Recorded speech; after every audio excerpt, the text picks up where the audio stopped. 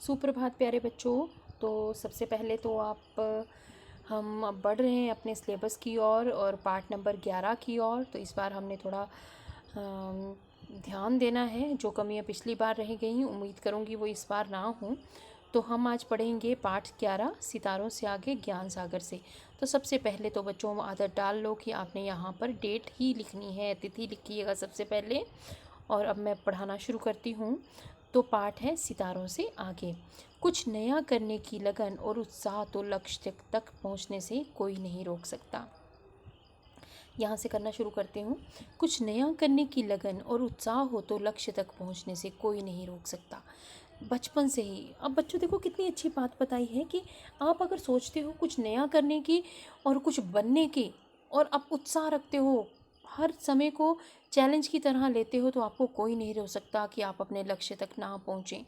बचपन से ही सितारों की सैर का सपना देखने वाली कल्पना अंतरिक्ष यात्रा के क्षेत्र में सफलता प्राप्त करने के बाद चांद पर उतरना चाहती थी।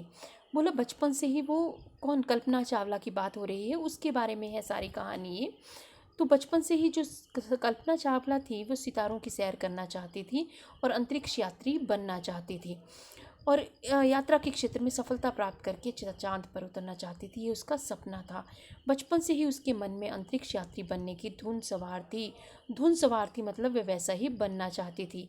एक बातचीत में कल्पना ने कहा था, मैं बचपन से जिस क्षेत्र में जाना चाहती थी वहाँ पहुँचने के लिए मैंने एड़ी चोटी का जोर लगा दिया। एड़ी चोटी का जोर लगाना मतलब बहुत ही ज़्यादा मेहनत करना और असाधारण को भी साधारण कर दिखाना। अब बात शुरू होती है कल्पना चावला जी के बारे में।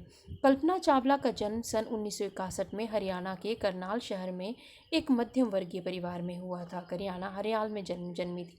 बाद में इनके बाद में और बताती हूँ बच्चों आपको। उसके पिता का नाम श्री बनारसी लाल चावला तथा माँ का नाम संज्योति था। वह अपने परिवार के 4 भाई बहनों में सबसे छोटी थी। घर में सभी उसे प्यार से मोन्टू कहते थे। ये आपने उनके बारे में पढ़ लिया। 1961 में वो जन्मी, हरियाणा में थी। परिश्रम करने से कभी हानि नहीं होती, ये उसके परिवार का मूल मंत्र था। कल्पना ने भी इसे आत्मसात कर लिया, मतलब अपने आत्मा में बिठा लिया, अपने मन में इसको बिठा लिया, अपनी आत्मा के साथ इसको रख लिया। कल्पना की प्रारंभिक पढ़ाई लिखाई टैगोर बाल निकेतन में हुई। जो शुरू की प्राइमरी एजुकेशन थी वो टैगोर बाल निकेतन में उनकी हुई।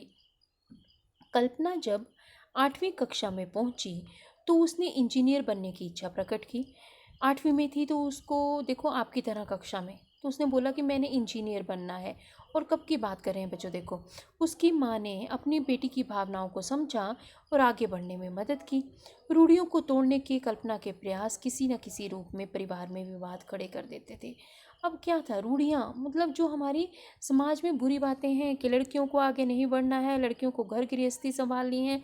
और ख़ासकर बच्चे, मैंने जब आपसे पहले कहा हरियाणा के बारे में और बात करूँगी, तो हरियाणा में तो आजकल भी ऐसी ही बातें हैं कि लड़कियों को आगे नहीं बढ़ने दिया जाता।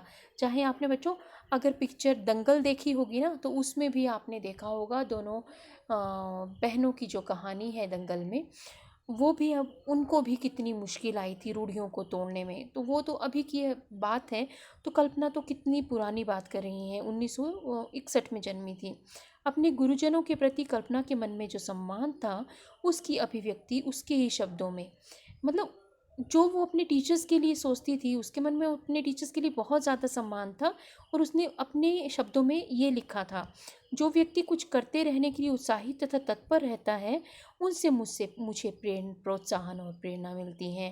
बोलते जो व्यक्ति अपने अध्यापक के लिए कहा कि कुछ करते रहने के लिए हमेशा क्यूरियस रहता है, एकदम से हमेशा अपने आप को अच्छा दिखाता है, हमेशा आपको भी उत्साह से भरता है, उस व्यक्ति के लिए मुझे प्रेरणा मिलती है। मेरे अध्यापक जितना परिश्रम अपने पाठ्यक्रम को पूरा करने में लगाते हैं और अतिरिक्त समय हमारे प्रयोगात्मक कार्यों को पूरा करने के लिए देते हैं तथा छात्रों को नए करने के लिए तथा प्रोत्साहित करते हैं, उन्हें सोचकर याद करती हूँ कि उन्हें ये सब करने के लिए कितना धैर्य करना पड़ता था।